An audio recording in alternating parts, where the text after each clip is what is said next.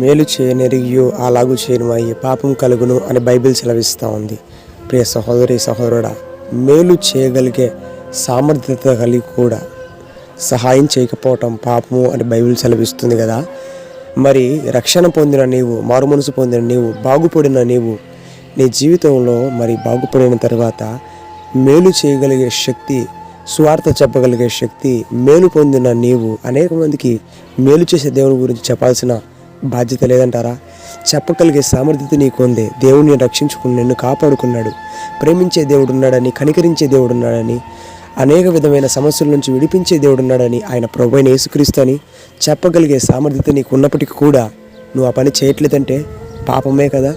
తెలిసిన పనిని చేయకపోవడం తప్పే కదా. అయితే ఈరోజు దేవుడు చెప్తున్న మాట ఏంటంటే, నువ్వు రక్షించబడ్డావు, నా ప్రేమను పొందుకున్నావు.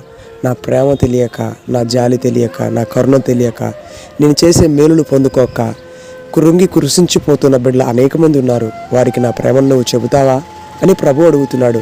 ప్రియ సహోదరి సహోదరుడా, దేవుని ప్రేమను పొందుకున్న నీవు యేసే నిన్ను ప్రేమిస్తున్నాడు అని ఒకరికైనా ఈ రోజు నుంచి చెప్పడానికి తీర్మానించుకుంటావా?